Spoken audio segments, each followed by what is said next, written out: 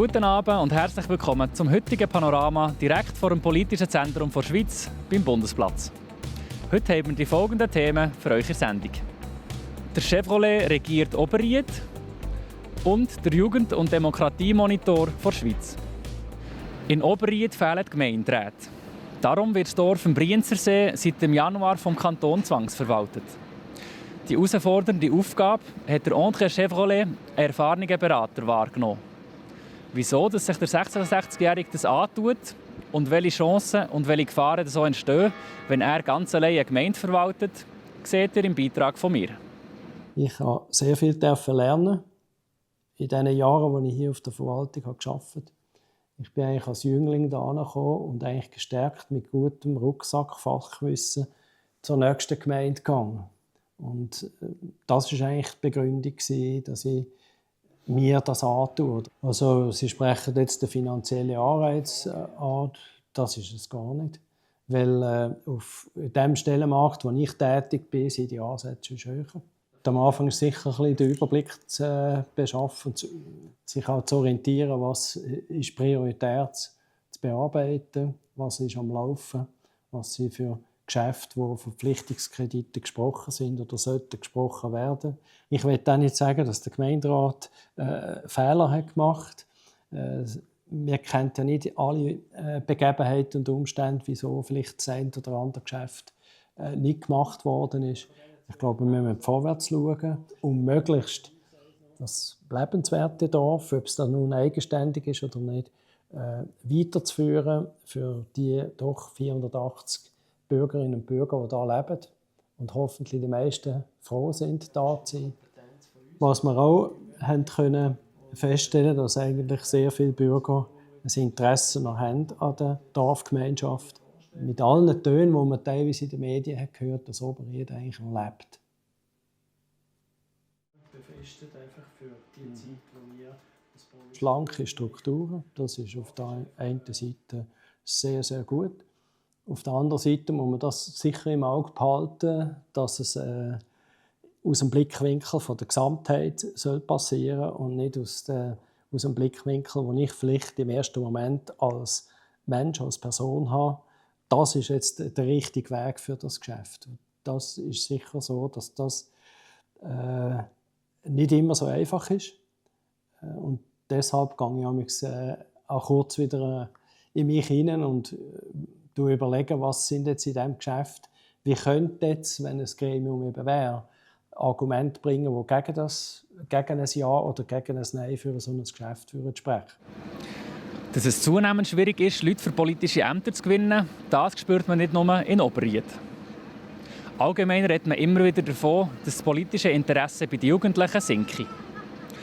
Dem widerspricht aber die Chloe Jans vom Forschungsinstitut GFS Bern. Der diesjährige Demokratie- und Jugendmonitor, der jetzt gerade erschienen ist, zeigt nämlich das Gegenteil. Mein Kollege Janik Müllemann war bei der Podiumsdiskussion darum dabei gewesen. Natürlich noch nicht Politik auf nationaler oder sogar internationaler Ebene. Ja, wir hören immer wieder, dass Jugendliche weniger Zeitung lesen, weniger Radio hören. Und tatsächlich haben wir über Jahre beobachtet, wie der Anteil junger Leute, die sich täglich oder häufig informiert, abgenommen hat. Aber seit Corona insbesondere und jetzt in den letzten Jahren auch, sehen wir, dass dort eine gewisse Trendwende stattgefunden hat. Und die jungen Leute interessieren sich wieder mehr, informieren sich wieder mehr. Tatsächlich das Interesse an weltweiter Politik zum Beispiel ist so hoch wie nie in diesen 9 Jahren. Was zieht ihr aus dieser Studie? Wir ziehen eigentlich immer wieder sehr wichtige Informationen, auch für unsere Angebote. Wir werden auch unseren Angeboten bestärkt. Zum Beispiel sehen wir, dass EasyVote als das verständlichste Angebot oder Informationskanal angesehen wird, ein Angebot von uns, wo eben versucht, die Hürden abzubauen, wenn es darum geht, was oft auch gesagt wird als Hürde zum Partizipieren, dass nämlich die Sprache der Politik und PolitikerInnen zu kompliziert ist. Da versuchen wir Gegenhebel zu geben. Was ist so das, was du am meisten hörst in deinem Alltag, wenn es um Politik geht, als Jugendliche? In der Schule wächst das Interesse immer mehr, finde ich. Man kann immer mehr mit immer mehr Leuten diskutieren und es entstehen auch spannende Gespräche. Aber ich höre immer auch wieder, ja, es interessiert mich nicht so fest oder es ist kompliziert oder das ist etwas für die das hier machen. Und dann versuche ich einfach alle aufzuzeigen, hey, schau, du kannst auch mitbestimmen und du bist auch Teil der Politik. Und es ist wichtig, dass du dich informierst, dass du nämlich auch Bescheid weißt, über das, was passiert. Ja. Aber wir haben relativ schnell auch etwas bewirken können. Naja, also der Schulhofplatz wurde zwar erst 5 Jahre später, als ich jetzt in der Lehre bin, saniert, aber er ist jetzt nicht mehr so wie davor. In Zukunft werden die Jungpolitikerinnen und Jungpolitiker sicher auch vieles bewirken können. Wir bleiben gespannt. Jetzt sind wir am Ende der heutigen Panoramasendung. Merci vielmals fürs Einschalten. Wie immer findet ihr die ausführlichen Beiträge zu den heutigen Themen auf plattformj.ch oder in unserer App. Bleibt noch kurz dran, wenn ihr erfahren wollt, wie das Wetter in den nächsten Tagen wird sein. Merci nochmal fürs Einschalten und einen schönen Abend zusammen. Herzlich willkommen zum Wetterupdate hier auf der Plattform J. Am Dienstagabend, einen sonnigen Tag haben wir heute, einen frühlingshaft milden Tag auch.